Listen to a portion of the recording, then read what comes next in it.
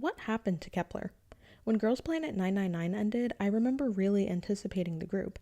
The name Kep1er and the show literally having planet in the title made me and a lot of other people think that the group was really going to be tapping into the more spacey side at debut, which admittedly is a really cool concept, but that didn't really happen. The debut music video definitely had a lot of cool spacey elements and it was edited really well, but that was kind of the extent of it. Kep1er was originally supposed to debut on December 14th, 2021, but after a staff member tested positive for that thing that we all remember very well from 2020, that was postponed as a precaution. They ended up debuting on January 3rd, 2022, and with them being a temporary group, this would set their disbandment for sometime around July 2024. They debuted with the song Watata, and it was interesting to say the least. To date, the music video has over 181 million views, and the First Impact mini album achieved over 300,000 copies sold in the first month. A lot of people had a lot of negative things to say about their debut, but on the flip side, a lot of people were willing to give them a chance at the very least. I personally think they had a pretty good debut. The title track was fun, it was high energy, and even though the choreography was a bit odd in some places, the B-sides were super solid. As the years went on, they would go to have a comeback every 5 to 6 months on average.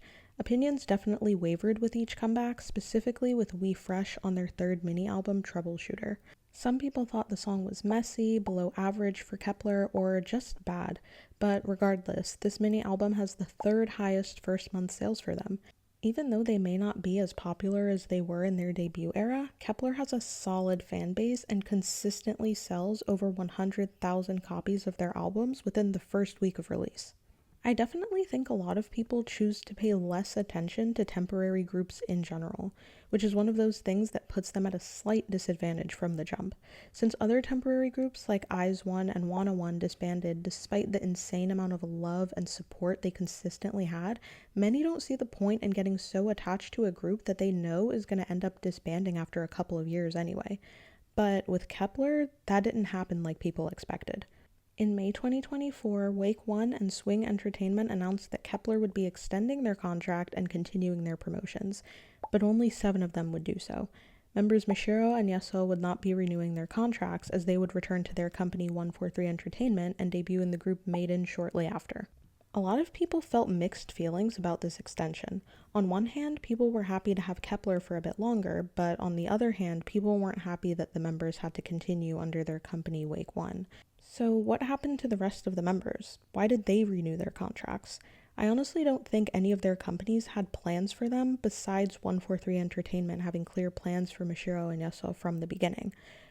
If the remaining members do decide to stay with their original companies after Kep1er disbands, having an extra 2.5 years gives them more time to figure out what that's going to look like.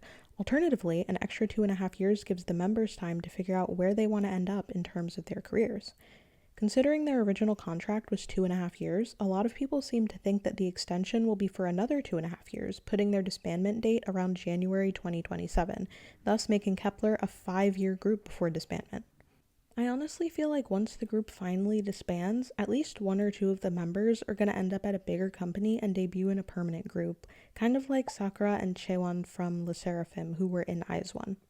It's currently May 2025, and I do think that given the average time between their comebacks, they'll have another comeback within the next 2 to 3 months.